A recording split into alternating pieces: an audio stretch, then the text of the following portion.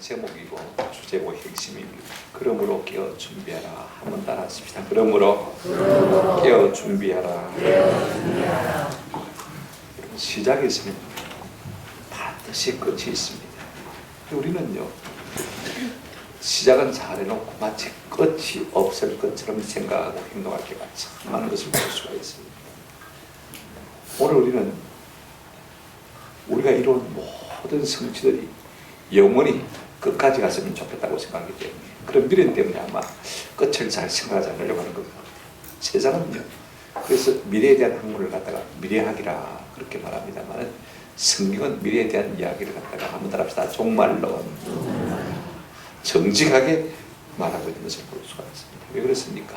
세상이 영원히 영속되지 않고 언젠가는 끝이 나겠기 때문에 그렇습니다. 이를 알고 믿고 그 믿음을 가지고 사는 사람이 성도예요. 이걸 무엇으로 증명할 수 있습니까? 여러분, 사람은 누구나 뭐합니까? 태어나면 죽습니다. 안 죽는 사람 아무도 없습니다. 개인의 종말을 보고 그 다음에 우주의 종말을 생각하지 않을 수가 없는 것입니다. 우리가 이제까지 마태복음 24장을 통해서 전반부를 통해서 말입니다. 전반기 환란과 후반기 환란에 대한 이야기를 들었습니다. 종말의 현상들을 생각해 보았습니다. 진도들을 생각해 보았습니다. 전반기 환란들은 어떤 일이 있냐면요, 각처에서 거짓 그리스도가 일어날 것입니다. 그리고 거짓 사도가 일어날 것입니다. 거짓 선자가 일어날 것입니다. 진리가 아닌 것들이요, 진리인 양 그렇게 사람들을 갖다가 해놓은 일들이 비일비재하게 많이 일어날 것이라고 있습니다. 그런가 하면요, 처처에서 난리와 난리, 전쟁과 전쟁의 소문이 듣게 될 것이다, 일어날 것이다 라고 말씀했습니다. 뿐만 아닙니다. 많은 자연적인 재해들이 일어날 것을 말씀했습니다. 기근과 특별히 지진이 전에보다도 강도가 훨씬 더할 것이다. 여러분, 그러면 우리가 점점 삶의 위협을 느끼게 되잖아요. 터전의 위협을 받게 되잖아요. 그죠? 이런 일들이 우리 가운데 있을 수가 있는 것입니다. 후반기 때 환란에 대해서 지난 시간에 우리가 생각했습니다만은요, 그때는 좀 상황이 굉장히 달라지는 것을 볼 수가 있습니다. 그리스도를 대적하는, 즉 그리스도라는 자가 생겨날 것이고, 그가요 자기 신상을 세우고, 어디에요? 성전에 세우고, 성전산에 세우고, 모든 세상 사람들로 하여금 거기에 절하지 않냐고, 그것을 섬기지 않냐면 어떻게 할 것이라고 했습니까? 경제 활동을 다 막아버리라고 했습니다. 여러분, 통장을 개설할 수 없고 신용카드를 쓸 수가 없고, 그죠? 그렇게 되어지면 우리가 어떻게 삶을 살 수가 있습니까? 그러니까 우리가 산에 들어가서, 그죠? 농사나 지으면서 살아야 되겠죠. 그와 같은 일뿐만 아니라 믿는 사람을 향한 엄청난 박해가 있을 것이라고 말씀하신 것을 볼 수가 있습니다. 자연적인 재해도 말로도 할 수가 없습니다. 요한계시록 우리가 보게 되어지면요, 처음에는 3분의 1 지구가 어려움을 당하게 되었습니다. 나중에는 절반까지 사람이 죽고 해가 빛을 잃고, 이런 해가 빛을 잃으면요, 냉기가 돌지 않겠습니까? 생기는 것이죠. 빙하기가 올 수밖에 없는 것입니다. 어려울 수밖에 없는 것입니다. 그러니 사람이 어떻게 생각하겠습니까?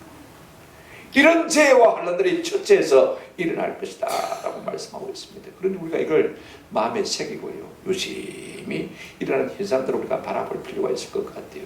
그러나 여러분, 우리가 염려하지 말아야 될 것은요, 우리 주님은 여기 있다 저기 있다 할 것도 없습니다. 첫째 거짓 재림의 수가 올 것이지만은요, 한번 더 합시다. 공개적으로, 가시적으로 나타날 것입니다. 그러니까 여기 용한 사람이 있다, 여기 기적을 행하는 사람이 있다, 표적을 행하는 사람이 있다, 그거 믿지 말라는 것입니다. 왜냐하면 주님은 모든 사람이 보는 데서 어떻게 한다고요? 공개적으로, 그 다음에 눈으로 볼 수 있게 오신다. 아이고, 지구가 둥 건데, 그죠? 우리나라 정반대편이 어디입니까? 뭐 침대쯤 될 것 같습니다. 그죠? 그러면 어떻게 그것을 볼 수 있냐 이렇게 말할지 모르지만 그렇지가 않습니다. 다 볼 수가 있는 거예요. 요즘 여러분 뭐 스마트폰만 있으면요, 다 중계합니다. 그렇지 않습니까? 그죠? 그러니까 다 볼 수 있을 거예요. 우리 예수님은 오늘 말씀을 통해서요, 그 날과 그 때를 정확히 하는 것이 중요한 것이 아니고 징조와 현상을 깨닫고 그 정도 알았으면 한번 더 합시다. 깨어 준비하라. 많은 사람들이 끝날 것이가 언제고 여기에만 관심이 있습니다만은요, 그러나 진짜 주님의 관심은 어디 있냐면요, 우리가 그 현상과 징조를 바라볼 때마다 맞아 깨어서 준비하자, 이렇게 말씀드리는 것입니다. 사진을 하나 보시면요,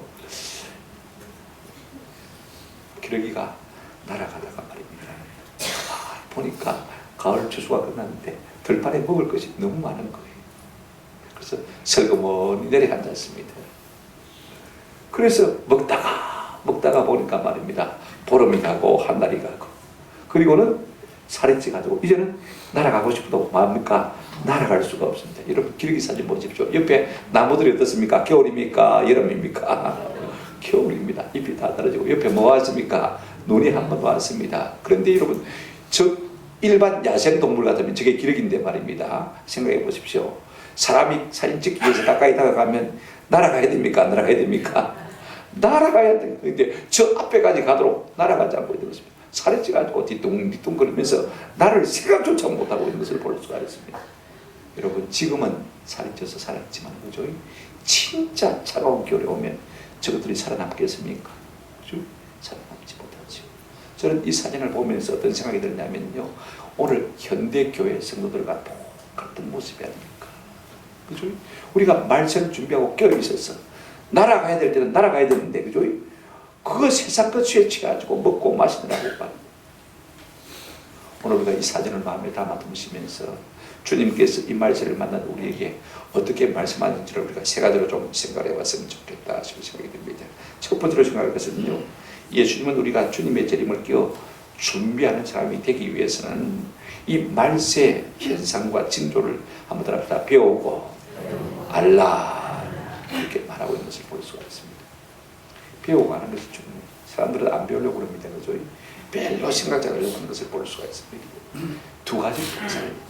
특별한 자연 현상을 통해서, 그 다음에 하나는 한번 더 합시다. 하나님의 말씀을 통해서, 일반 계신 자연과 특별 계신 성경을 통해서 이 말세의 징조와 현상들을 알고 그렇게 해서 우리가 깨어 준비하는 사람이 되라고 우리 예수님이 말씀하시는 것을 볼 수가 있습니다. 오늘 많은 사람들이요, 세상이 저는 환하게 하는 하나님이 뭐라고 말씀하신지 성경에 대해서는 무지한 것을 우리가 볼 수가 있습니다. 에베소서 4장 18절에 이런 말씀이 있습니다. 그들의 총명이 어두워지고 그들 가운데 있는 무지함과 그들의 마음이 굳어짐으로 말미암아 하나님의 생명에서 하고 있도다 떠나 있도다. 세상적으로는 잘 나가고 똑똑한데 우리가 하나님에 대해서 무지하다라고 성경은 우리에게 말해주고 있는 것을 볼 수가 있습니다. 여러분, 이거 행복 아닙니까? 이거 지혜. 하나님의 생명에서 떠나 있다면 우리는요, 불언간에는 하나님의 진노와 심판 가운데 갈 수밖에 없는 사람인 것입니다. 우리는 자연을 통해서도 배우고 하나님의 말씀인 성경을 통해서도 배울 수 있는 은혜가 있기를 주의 이름으로 축원합니다. 우리가 말세를 이기고 기쁨으로 재림의 주님을 맞이하려면요, 종말의 현상들을 마음속에 좀 생각할 필요가 있습니다. 오늘 본문 보십시오. 32절에 이렇게 말하고 있습니다. 무화과 나무의 비유를 배우라. 그 가지가 연하여지고 잎사귀를 내면 뭐가 가까운 줄요? 여름이 가까운 줄을 아나니 라고 말하고 있는 것을 볼 수가 있습니다. 우리가 꼭 뭐 책을 통해서 배우잖아도요, 우리의 경험을 통해서 배우는 것들이 참 많습니다. 특별히 여러분, 대표적인 것이 뭐냐면요, 계절의 변화입니다. 여러분, 계절의 변화는요, 우리가 식물들을 보면 쉽게 잘 알 수가 있습니다. 제철에 나는 식물들이 있으니까 말입니다. 여러분, 저는 그렇습니다. 우리가 3월부터 6월까지를 우리가 대충 봄이라고 말하지 않습니까? 그 다음에 우리가 기상학적으로 말한다면요,春분에서 또 하지까지가 봄이라고 말할 수가 있습니다. 우리나라가 사계절이 뚜렷합니다만, 그러나 여러분, 계절 사이의 경계를 구분하는 일이 쉽지가 않습니다.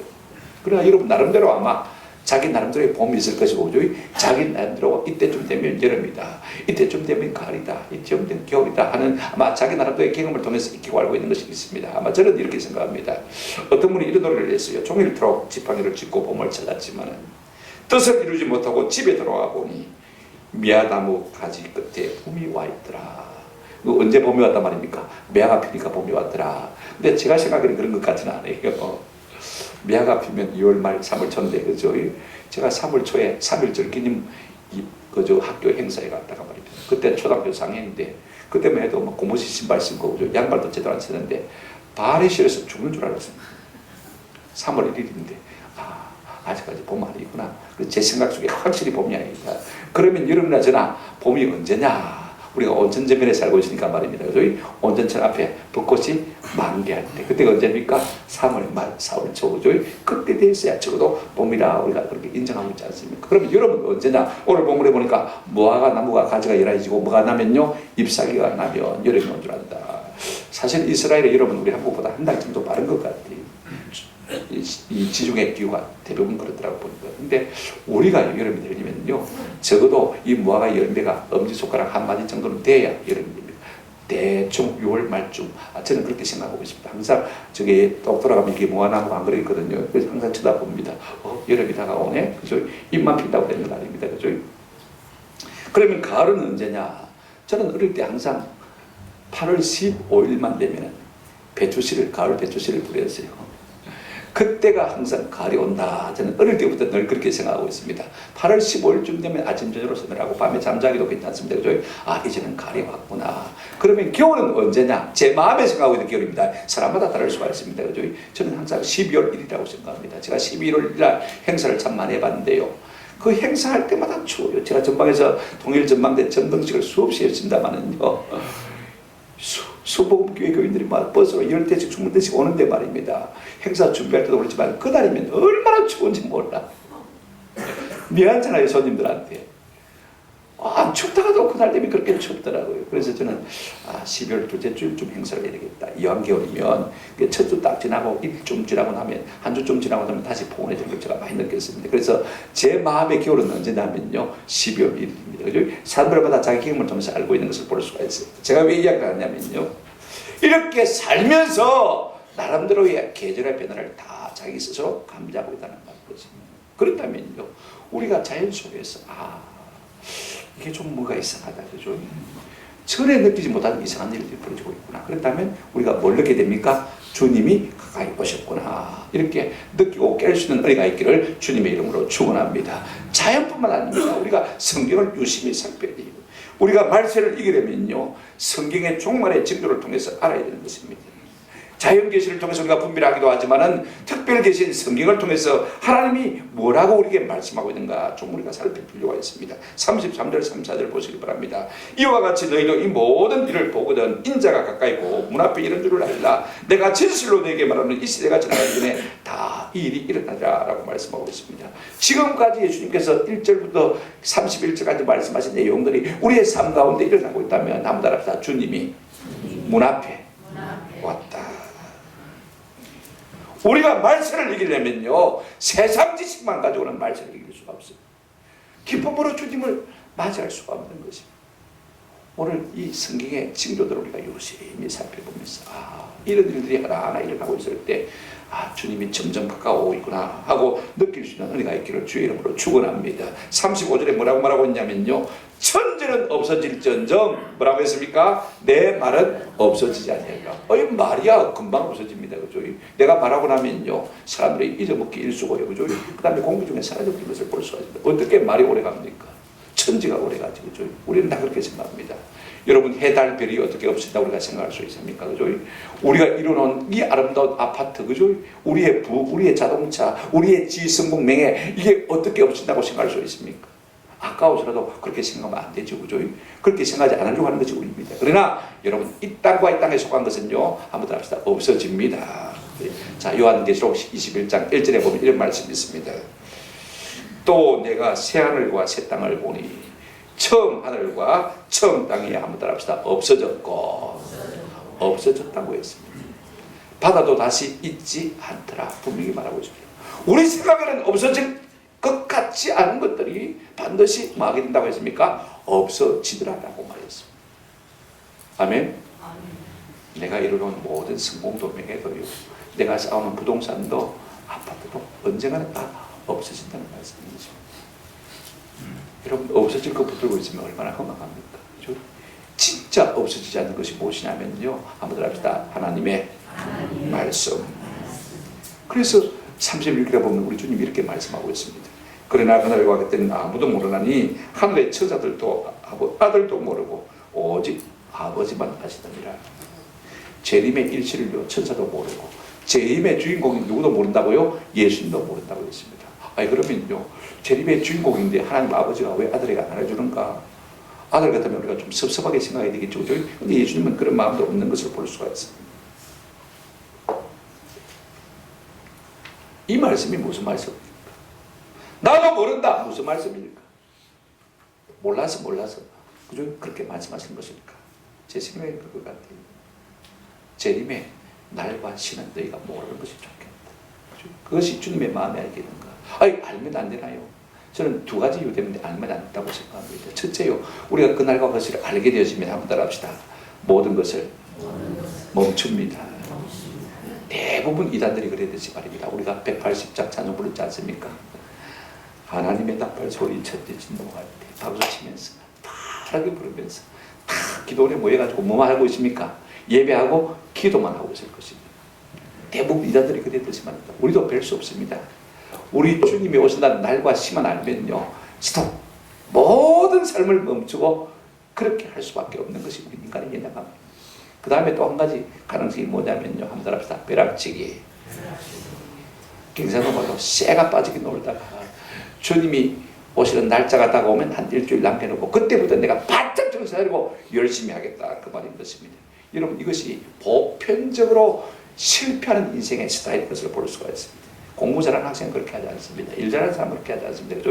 무슨 일이 있으면 차근차근 준비하는 것을 우리가 잘 알고 있습니다. 그런데 많은 사람들이 그럴 수밖에 없는 것입니다. 여러분 그러니 한번 생각해 보십시오. 우리 예수님이 그 나를 안다 한들 가르쳐 줘야 되겠습니까? 안 가르쳐 줘야 되겠습니까? 저라도 안 가르치고 싶다는 생각이 참만 듭니다. 우리 예수님께서 그 날과 그때를 아무도 모른다라고 말씀하신 것은 바로 이 때문인 것입니다. 그러므로 우리가 그때를 아는 것보다 중요한 것이 무엇이냐면 한번 따라서 깨어 준비하는 것입니다. 이걸 우리 주님께서 계속 강조하는 것을 볼 수가 있습니다. 그 날과 그때는 몰라도 그 현상과 징조를 보면서 자연과 성경을 통해서 우리가 짐작을 할 수 있다는 것입니다. 그러므로 뭐 해야 된다? 깨어 준비해야 된다. 두 번째, 예수님 우리가 주님의 재림을 준비하는 사람이 되기 위해서는요, 뭘 통해서 우리가 좀 깨닫기를 원하냐면 역사적 사실을 통해서 깨닫고 배우기를 원하는 것을 볼 수가 있습니다. 여러분 성경에는 이미요 심판의 전례가 있습니다. 무엇입니까? 노아 홍수 심판 사건입니다. 이거 우리가 잘 알고 있지 않습니까? 이 모든 성경에 기록된 역사적인 사건들은 역사 공부를 위해서 우리에게 주신 것이 아니라 말세를 만난 우리에게 거울로 삼고 경계를 삼으라고 주신 말씀인 줄로 믿습니다. 그래서 우리가 역사를 통해서 배우지 못하는 사람은요 아무것도 배우지 못하는 사람인 것입니다. 아이러니컬한 것은요, 많은 사람들이 역사를 공부하지만 역사서를 읽지만은요 오늘 우리의 삶의 교훈을 받지 못하는 것이 참 아이러니컬해요. 그만큼 사람들은요 지난날의 이야기를 통해서든지 아니면 남의 이야기를 통해서든지 타산지석의 교훈을 받지 못한다 그 말인 것입니다. 조금 움찔하다가요 시간 지나면 끝이. 그만큼 우리 인생이 어리석다는 것이에요. 그래서 우리 예수님은 이렇게 말씀하고 계신 것을 볼 수가 있습니다. 노아 홍수 사건을 통해서 도전을 받으라 라고 말씀하십니다. 자 37절 이렇게 말씀하고 있습니다. 노아의 때와 같이 인자의 맘도 말이라 그러하리라. 노아의 때처럼 그렇게 주님의 재림도 임할 것이다 라고 말씀하고 있습니다. 여러분 크고 작은 많은 심판들이 있어 왔습니다만은요 노아 홍수 심판은 그런 것이 아닙니다. 크고 작은 지역적인 개인적인 것이 결단과 아니라 온 우주적인 온 지구적인 것이었습니다. 모든 인류가 다 망했습니다. 딱 살아남은 사람이라면 노아의 8식구가 살아남지를 못한 것을 볼 수가 있습니다. 나머지는 다 죽었어요. 그러면 우리가 노아와 그 다음에 나머지 사람들을 비교해 보면요 우리가 이 마지막 때 말세 때 아마 교훈을 얻을 것이 있지 않나 생각하게 되었습니다. 노아가 어떤 사람입니까? 인생의 악함을 보시고 하나님께서 온 세상을 홍수로 심판하시겠다고 작정하셨을 때 말입니다. 유일하게 하나님의 은혜를 입은 사람이 누구냐면 노아입니다. 6장 8절에 하나님께서 노아에게 말씀하셨어요. 이제 세상에 악함을 인해서 내가 세상을 홍수로 썰어버리겠다라고 말씀하셨습니다. 이제 120년이 지나면 이와 같은 일들이 일어날 것이다 말씀하실 때 노아는요 한번 따라합시다. 하나님의 심판을 믿었습니다. 맨날 메시할 것이라고 도무지 말씀하지 않았지만 그러나 언젠가는 하나님께서 세상을 심판하실 것을 믿었습니다. 대충 그날 잘 알았어. 그러나 노아는요 그 시점이 중요한 것이 아니라 하나님이 심판하신다는 말씀 자체를 중요하게 심어렸습니다. 그래서요 틈만 나면 120년 동안 방주를 지키기 시작한 것을 볼 수가 있습니다. 여러분 생각해 보십시오. 생업에 전념하고 먹고 사는 일에 전념해야 되는데 여러분 자꾸 하고 날 방주만 만들고 있으면 아내가 좋아하겠습니까? 여보 미쳤나? 아들들이 좋아하겠습니까? 한번 생각해 보십시오.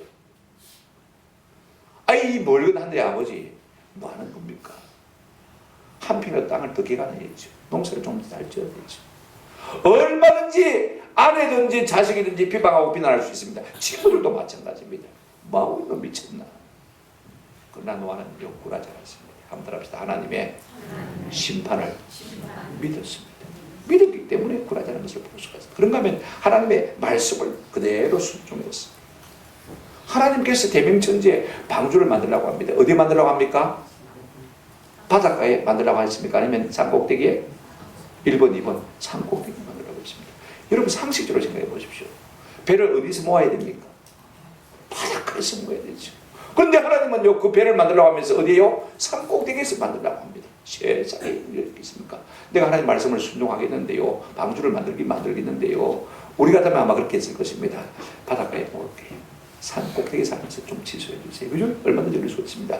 아니 8식구인데 뭐 때문에 그렇게 크게 만든답니까? 여러분 농구장에 20배입니다. 축구장에 1.5배입니다. 엄청난 큰 배를 여러분 모아야 되는 거예요. 이 일이 쉬운 게 아닙니다. 틈만 나면 120년 동안. 왜 하나님은 그 방주 속에 모든 생물을 다 집어넣어야 되기 때문에, 하나님의 계획이기 때문에 그렇게 하라고 하신 것을 볼 수가 있습니다. 묵묵히 끝까지 순종한 것을 볼 수가 있습니다. 하나님의 말씀을 믿는다면 뭐가 따라가야 됩니까? 순종이 따라가야 됩니다. 우리는 믿는 것 따로 순종하는 것 따로 아는 것 따로 행하는 것 따로 될까 참하는 것을 볼 수가 있습니다. 마침내 하나님께서 홍수를 심판하실 때 창세기 7장 1절에 보면 하나님 이렇게 말씀하신 것을 볼 수가 있습니다. 이 세대에서 네가 내 앞에서 어려움을 내가 보았다 라고 말씀하고 있습니다. 합격이다. 그러면 노아 당시의 사람들은 어떤 태도를 보였습니까? 여러분 노아 당시의 사람들은요, 창세기 6장 3절을 보게 되었지만 어떤 사람이냐면 하나님께서 이렇게 말씀하실 정도의 사람이었습니다. 여호와께서 이르시되 나의 영이 영원히 사람과 함께하지 아니하리니 이는 그들이 뭐가 됨이라? 육신이 됨이라. 내가 너희들과 함께 못 살겠다. 나는 영인데 너희가 육체가 됐다. 하나님이 사람을 지었을 때 뭐들이 지었습니까? 하나님의 형상들이 지었습니다. 타락한 이후에요, 하나님의 형상은 싹 사라지고 육체밖에 없었어요. 짐승 같았습니다. 눈에 보이는 것만 좋아하고, 그죠?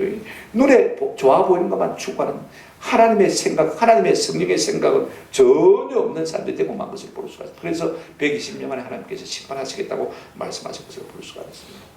그럼에도 불구하고요, 그 당시에 노아 당시의 사람들은 이 하나님의 심판의 말씀을 믿었습니까? 안 믿었습니까? 안 믿었죠. 당연히 안 믿었죠. 하나님의 말씀을 여러분 믿지 않았습니다. 도리어 말씀을 조롱했습니다. 38절 39절 보시기 바랍니다. 그러니까 어떻게 했습니까? 홍수 전에 노아가 방주에 들어가는 날까지 사람들이 먹고 마시고 장가들고 씹가고 있으면서 홍수가 나서 그들을 다 멸하기까지 깨달지 못하였으니 인자의 마음도 이와 같으리라. 안 믿으니까 말입니다. 홍수가 났습니다. 비가 오기 시작합니다. 열흘까지 내린 거다. 아이고 장마가 오는 모양이다. 그죠? 한 보름 내립니다. 조금 더 길게 오늘 장마는 그죠? 그렇게 생각한 것입니다. 그런데 나중에는 물이 불어나고 어떻게 감당할 수가 없게 됐습니다. 이제는 노아 방주가 있는 산꼭대기로 올라가고 싶지만 미끄러워서 올라갈 수가 없는 거예요. 만약 그들 올라갈 수 있으면 아마 괭이를 가지고 배를 부수어서도 아마 그 안에 들어가려고 했을 것이죠. 하나님께서 다 막으시는 것이죠. 여러분 노아는요, 믿음으로 주의 말씀에 순종하고 깨어 있었지만 노아 당시의 사람들은 노아의 말도 들었습니다. 귀로 들었어요. 그죠?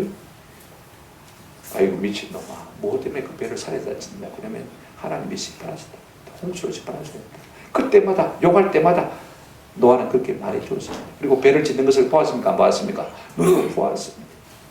이걸 교훈으로 삼고, 그죠? 하나님의 심판을 믿었더라면 그렇게까지 살지 않았을 때 전혀 안 믿은 것입니다. 죽을 때까지 가서 깨달지를 못한 것을 볼 수가 있습니다. 여러분 종기 하나 깨달지 못하는 사람은요, 멸망하는 짐승과 같다라고 성경은 그렇게 말하고 있는 것을 볼 수가 있습니다. 우리가 행렬하고 같은 사람이 되지 않도록 좀 깨어있을 필요가 있습니다. 여러분 우리 예수님은 이 말씀을 하시면서요, 말세에도 또 그와 같을 것이라고 했습니다. 자 보실까요? 40절 41절 보실까요? 그때 두 사람이 밭에 있으면 한 사람은 데려가고 한 사람은 버려둠을 당할 것이고, 41절까지 읽겠습니다. 시작. 두 여자가 맷돌질을 하고 있으면 한 사람은 데려가고 한 사람은 버려둠을 당할 것이고, 우리 어릴 때 한 사람은 가고 한 사람만 남게, 이차적 천만 원. 여러분 두 남자입니다. 그죠? 밭에서 일을 합니다. 그런데 한 사람은 데려가고 당하고 한 사람은 그대로 버려둠을 당하고, 두 여자가 맷돌질하고 있습니다. 그런데 갑자기 한 사람은 데려감을 당하고 한 사람은 버려둠을 당하는 일들이 일어날 것이라고 했습니다. 여러분 한 달 한시에 똑같이 같은 일을 하고 있습니다. 그런데 어떤 사람은 가고 어떤 사람은 뭐합니까? 남겨두는 것을 볼 수가 있습니다. 차이가 뭐가 때문입니까? 그 다음 말씀 42절입니다. 그러므로 깨어있으라. 어느 날에 너희 주가 임할는지 너희가 알지 못합니다. 다른 차이가 없습니다. 한 사람은 깨어있고 한 사람은 깨어있지 못하는 그런 것입니다. 똑같은 일을 합니다. 그럼에도 불구하고 한 사람은 껴있었기 때문에 주님께서 데려가신 것이고 한 사람은 껴있지 못했기 때문에 그대로 버려둔 것을 볼 수가 있습니다. 우리가 역사를 통해서 배워야 돼요. 고린도전서 10장을 보게 되면 사도 바울이 광야 교회 이야기하고 있는 것을 볼 수가 있습니다. 쭉 광야 사시면 생활을 이야기하면서 우리에게 이렇게 도전하고 있습니다. 자, 고린도전서 10장 6절 말씀입니다. 옛날 9번으로 읽어드립니다. 그런 일은 우리의 뭐가 되어요? 거울이 되어 우리로 하여금 저희가 악을 즐기는 것 같이 즐기는 자가 되지 않게 하려 함이라. 그 다음에 11절 같이 읽겠습니다. 시작. 저희에게 당한 일이 거울이 되고 또한 말세를 만난 우리의 경계로 기록하였느니라. 아멘. 그러므로 너희들이 이스라엘 백성처럼 우상 숭배하지 말라. 이스라엘 백성처럼 가늠하지 말라. 이스라엘 백성처럼 하나님을 시험하지 말라. 이스라엘 백성들처럼 하나님 앞에 원망하지 말라. 여러분 별로 이스라엘 역사를 기록한 것이 아닙니다. 우리가 뭐 이스라엘 역사를 공부해서 뭐 하겠다고 그러죠. 그러나 이 모든 일들을 다 취합해서 기록한 이유가 말세를 만난 우리에게 뭘로요? 거울로 경계로 삼게 하도록 위해서 우리에게 이 교훈을 주신 것을 기억할 필요가 있습니다. 그러므로 우리가 성경의 역사를 거울 삼아 경계를 받으면요 온전히 깨어있을 수 있고 주님의 재림을 차근차근히 준비하면서 심판을 넉넉히 이기는 승리자가 될 줄로 믿습니다. 이같이 하여서 우리 주님의 심판을 이기는 은혜가 있기를 주의 이름으로 축원합니다. 마지막으로 중요한 것이 있습니다. 그렇다면 도대체 어떻게 깨어 준비할 수 있는가 하는 것이 참 중요합니다. 많은 사람들이요 말세가 있다 생각하고 징조가 일어나면 깨어있어야 되겠다고 믿고 생각을 합니다만요. 그러나 그것을 구체화하는 실행 능력이 부족한 것을 볼 수가 있습니다. 알긴 알아요, 그죠? 그런데 그걸 실전에 옮기는 능력이 많이 부족하다는 것입니다. 생각만 하다가 한평생 보낸 사람들이 있습니다, 그죠? 그렇지 않습니까? 우리가 많은 생각이 있습니다. 계획하고 있습니다. 꿈도 꾸고 있습니다, 그죠? 저도 우리 교회를 리모델링 하면 좀 안에 어떻게 실제로 인테리어 했으면 좋겠을까? 그런 생각을 많이 합니다. 그런데 생각만 하고 있다가 아마 날 살 것 같은 생각이 들 때가 참 많습니다. 생각이 들면 이걸 잘 연구해보고 마음의 결단을 해야 되지 않겠습니까? 오늘 42절에 이렇게 말하고 있습니다. 두 가지로 우리에게 도전합니다. 42절 보세요. 그러므로 깨어있으라. 어느 날에 너희 주가 임하는지 너희가 알지 못합니다. 언제 주님이 다시 올지 모르기 때문에 말아 깨어있으라. 그 다음에 43절 44절 보시기 바랍니다. 너희도 아는 바니 만일 집주인이 도둑이 오는 어느 시각에 올 줄을 알았더라면 깨어있어 그 집을 뚫지 못하게 하시리라. 이러므로 너희도 마고 있으라. 준비하고 있으라. 생각하지 않을 때 인정합니다. 여러분 도적이요 10사람이 못 막습니다. 한 사람은. 그죠? 왜 그렇습니까? 두 가지만 알면 막을 수 있습니다. 언제 올지, 그 다음에 따라합시다. 어떻게 올지. 언제 올지 어떻게 올지 알면 막을 수 있죠. 그러나 언제 올지 어떻게 올지 모르니까. 여러분 제가 게도르팡 어릴 때 참 재미있게 읽었습니다만은요. 도적도요 뭐 있습니다. 그죠? 먹고 살아야 되니까 그게 지지급이니까 사람 머리 위에서 사람들이 어떻게 생각하고 판단할지 사람들이 이렇게 막을 것이다. 그죠? 이렇게 대비할 것이다. 지가 미리 판단해가지고 그걸 다 뛰어넘어서 계획을 세우는 것을 볼 수 있어요. 그러니까요, 우리 머리에 있습니다. 그러니까 도적을 우리가 이길 수 있습니까? 없습니까? 못 이깁니다. 10사람이 달라붙어도 못 이깁니다. 그러므로 우리가 어떻게 될 것이냐? 깨어 뭐해라? 준비하라. 깨어 있어서 안 자고 말입니다. 딱 대비하고 있는 길밖에는 이길 수 있는 길이 없는 것입니다. 주님의 재림도 말할 것이다. 이와 같을 것이다. 하나는 깨어 있는 것이고 하나는 많은 것입니까? 준비하는 것입니다. 근데 더 중요한 건 있습니다. 여러분, 어떻게 해야 깨어 준비하는 것이 되어지고 어떻게 하면 깨어 준비하지 않는 것이 되어지느냐? 정시분과 오시분 뭔지로 예수님께서 우리에게 분명히 말해주고 있는 것을 볼 수가 있어요. 한번 더 합시다. 충성되고 지혜 있는 종처럼 깨어 준비하라. 이게 정시분입니다. 45절부터 한번 보십시다. 충성되고 지혜 있는 종이 되어 주인에게 그 집 사람들을 맡아 때를 따라 양식을 나눠줄 자가 누구냐. 주인이 올 때 그 종이 이렇게 하는 것을 보면 그 종이 복이 있으리로다. 내가 진실로 너희에게 이르노니 주인이 그의 모든 소유를 그에게 맡기리라. 이렇게 말하고 있습니다. 여러분 첫 번째로 우리가 충성되고 지혜로운 종이 어떤 사람이냐면요, 한 가지 딱 분명합니다. 충성되고 지혜로운 종은요, 아무나 주인이 언제든지 한시라도 올 수 있다고 믿고 행동하는 사람입니다. 제가 오래 있을 때 우리 지휘관이요 출장을 딱 나가면 참모장 전화 옵니다. 목사님 올라오십시오. 족구하십시오. 나가자 말자 전화가 와요. 근데 제가 있어야 또 뭐 명목이 있거든 그죠? 또 여단장이 다시 돌아와도. 근데 어떤 때는 가다가 다시 올 때가 있습니다. 딱 족구하고 있는데 막 시작했는데 다시 옵니다. 서류가 빠졌대. 서로 미안하잖아요. 여러분들이 가자 말자 족구하네. 그죠? 가자마자 족구했는데 얼마나 미안해요. 한번 합시다. 언제라도 오실 수 있습니다. 그렇게 생각하고 믿고 행동하는 사람이 많은 사람입니까? 지혜롭고 충성된 종이라는 말씀인 것입니다. 충성이 뭡니까? 눈가리만 하지 않는 것입니다. 제가 성경을 여러 곳을 들 수가 있습니다만은요, 충성된 사람은요, 눈가리만 하지 않습니다. 한번 따라합시다. 마음으로 성실하게. 상전이 사람이면 사람을 기뻐시게 됩니다. 그러나 우리의 상전이 누굽니까? 하나님이시면요, 사람보다 누구를 기뻐시게 됩니까? 하나님을 기쁘시게 됩니다. 오늘 우리는 사람을 기쁘게 하더라고요. 여념이 없어. 어떤 사람이 충성된 사람이냐? 그 하나님의 마음을 기쁘시게 하려고 애를 쓴 사람이 충성된 사람인 것을 볼 수가 있습니다. 그러면 이 충성된 사람이 받는 보상이 무엇이냐? 여러분 복이 있다고 했습니다. 45절에 6절에 보시면요. 근데 어떤 복을 주리냐? 47절 한번 같이 읽어보십시다. 시작. 내가 진실로 너에게 이르노니 주인이 그의 모든 소유를 그에게 말이라 맡기리라. 주인이 가지고 있는 모든 권세, 능력, 부, 명예, 지위 다 맡겨줘. 그러면 주인의 것을 내 것처럼 말할 수 있습니까? 누릴 수 있는 사람이 되는 것입니다. 말세에 지혜롭고 충성된 종이 되어지면요, 마지막 때 우리 주님께서 이와 같은 영광을 우리 가운데 안겨주실 줄로 믿습니다. 우리가 마태복음 25장을 다음 주에 생각할 겁니다만은요, 25장 21절에 보면 달란트 비유서 이렇게 말하고 있습니다. 그 주인이 이르되 잘하였도다 착하고 충성된 종아, 내가 작은 일에 충성하였으니 내가 많은 것을 내게 맡기니 내 주인의 무엇에 참여할 자다 즐거움에 참여할 자다. 우리 주님이 가지고 있는 그 영광을 다 누리게 해주겠다고 약속하고 있습니다. 그러면요, 그것은요, 이 땅의 영광과는 비교가 안 되는 것입니다. 아멘. 우리가 주님의 마음을 좀 시원케 해드리고 주님의 마음을 기쁘게 해드리고 언제라도 주님의 오실 수 있음을 믿고 내 맡은 일에 충성을 다하면요, 이와 같은 상급을 주시겠다. 아멘. 맡은 사람에게 때를 따라 양식을 나눠주는 것. 우리 주부들이 다 삼시세끼 준비하지 않습니까? 정성을 다해서 준비하는 것도 주의 일하는 것이. 제가 여러분에게 때를 따라 말씀으로 준비해서 먹이는 것도 다 주의 일하는 것입니다. 다 주의 일. 근데 이걸 대충 하는 것이 아니고 최선을 다해서 충성되게 하면 하나님께서 그 영광을 우리에게 주시겠다고 약속하고 있는 것을 볼 수가 있습니다.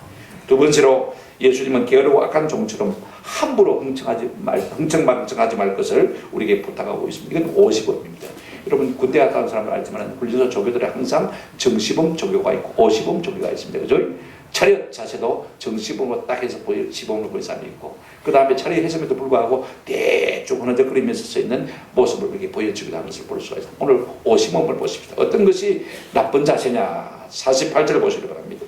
만일 그 악한 종이 마음에 생각하기를 주인이 드디어오리라 하여 동료들을 때리며 술 친구들과 더불어 먹고 마시게 되면 50절 생각하지 않는 날 알지 못하는 시각에 그 종의 주인이 이르러 51절 엄히 때리고 배신하는 자가 받을 벌의 차리니 거기 슬피 울며 이를 할리라.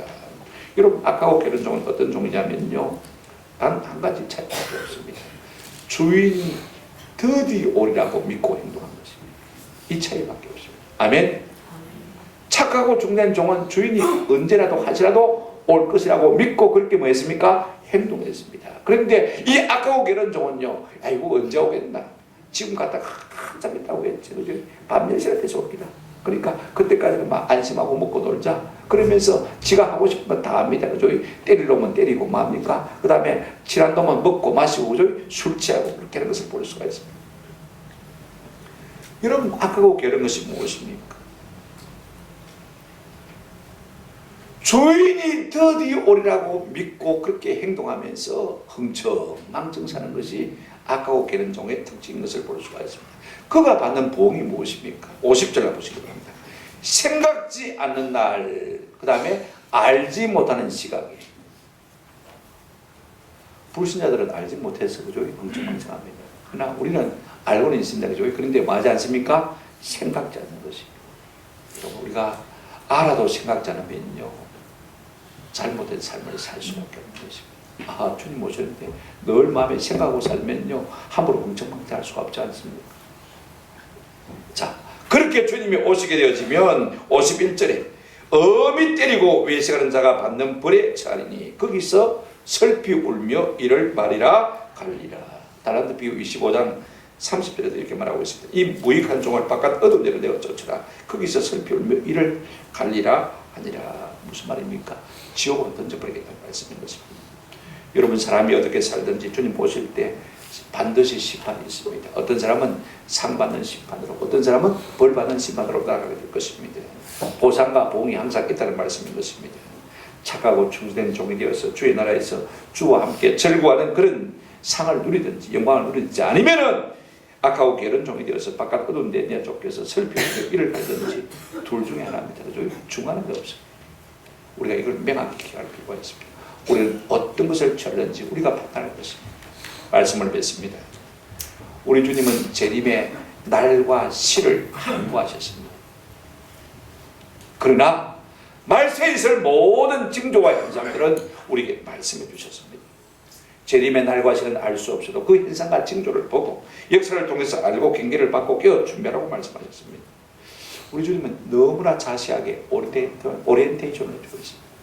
여러분, 대학 가면요, 대학 생활은 어떻게 될 것인가 오리엔테이션 해주지 않습니까? 근데 놀기에 바빠가지고요, 오리엔테이션 참석하긴 해도 안 듣는 사람 많고요, 아예 가지도 않는 사람 많습니다. 놀러 가더라고 말입니다. 근데 여러분, 대학생들에게 대학에 줄 수 있는 혜택이요, 지금은 옛날 우리가 대학 때하고는 엄청나게 다릅니다. 입만 열고 종이 한 장 서류만 딱 쓰면요, 받아 누릴 수 있는 혜택들이 얼마나 많은지 몰라요. 학교가 제공해 줄 수 있는 엄청난 자원들이요, 이 오리엔테이션을 잘 받으면 얼마든지 있습니다만은요, 안 듣고 모르니까 4년 졸업할 때까지 한 번도 그것을 누려보지 못하고 써보지 못하고 그냥 막 공부만 학점만 받고 나가는 사람들을 많이 볼 수가 있어요. 회계 어느 연수도 갈 수 있고요, 공차도 갈 수 있는 길도 많고, 장학금도요 정부에서 워낙 많이 주니까.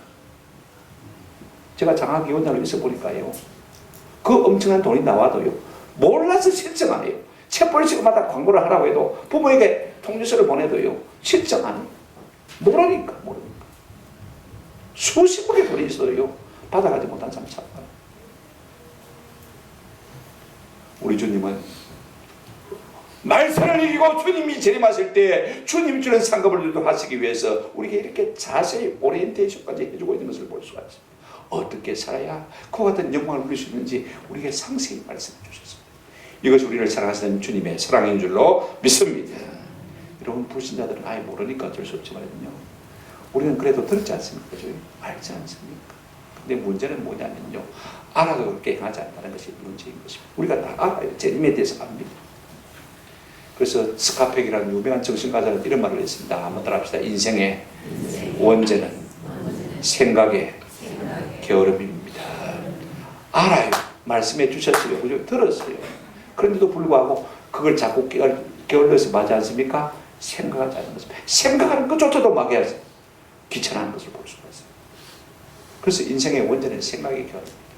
우리 주님의 말씀을 기억했더라면 어떻게 아담과 하와가 선악과를 다 먹게 되는 것입니다. 깊이 생각했더라면, 부지런히 생각했더라면 어떻게 선악과를 다 먹을 수 있겠냐. 그것이 결국 인생의 원죄라는 것입니다. 오늘도 마찬가지입니다. 주님이 재림에 대해서 이렇게 말씀하시지만 우리가 생각을 깨어야면요, 그냥 세상 가운데 떠밀려갈 수밖에 없는 것입니다. 그러므로 부지런히 주님의 재림을 떠올리고 깨어 준비할 수 있는 은혜가 있기를 주의 이름으로 축원합니다. 여러분, 우리 앞선 세대는요, 뷔페 같은 음식은 구경도 못했습니다. 어제 그저께인가 우리 센터 모임 마치고 우리 센터 식구들끼리 뷔페를 갔습니다만, 우리 황미수 어머님이 그리스도 밥 먹다가 우리 엄마는 이거 구경도 못하고 죽었다고. 맞습니까? 아니, 밥 한 그릇도 한 끼도 배부르게 먹지 못하고 고생만 하고 그러면서 눈에 눈물이 맺히더라. 우리 앞서 지난해 선배들이 그랬습니다. 밥 한 끼 제대로 배부르게 먹지 못하고 살고 있습니다. 그러나 여러분, 영성만큼은요 우리보다 훨씬 맑은 영성을 소유하고 있습니다. 주님 고대가를 부르면서 영혼의 배를 채운 것을 우리가 잘 알고 있습니다. 제가 젊을 때는 찬송 참 많이 부르는데 어떤 분이 정성 맞다고 해서 요즘 한번 안 부르겠습니다. 주님 고대가 아시죠? 그죠? 한번 캐보시기 바랍니다. 대충 아시는 분들은 한번 불러보십시오. 꿈으로 생각이 따뜻하거든요. 책이 없습니다. 제가 미리 말씀하거든요. 낮에나 밤에나 아시는 분은 한번 해보십시다.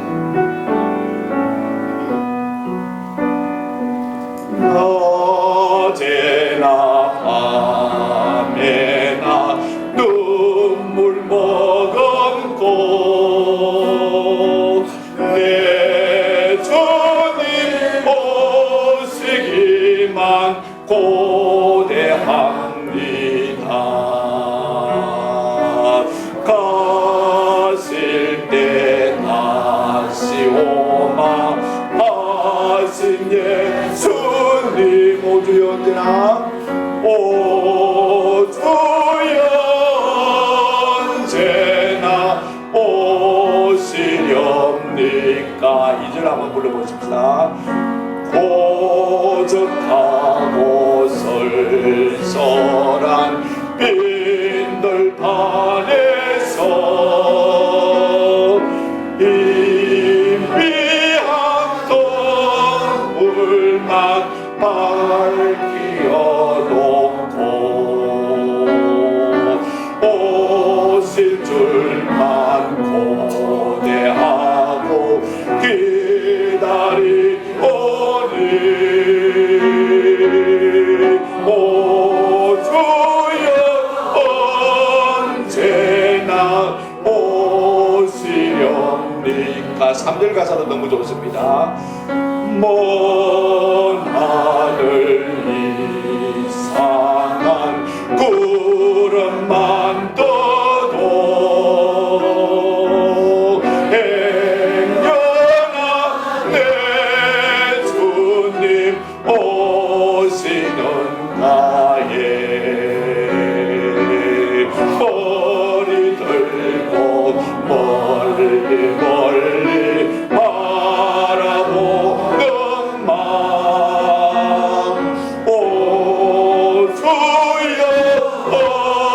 언제나 오시렵니까. 4절 내 주님 자비한 손을 붙들고 멸망한 벗어들고 찬송 부르면 주님 계신 그곳에 가고 싶어요. 오주여 언제나 오시렵니까. 마지막 절입니다. 신부되는 교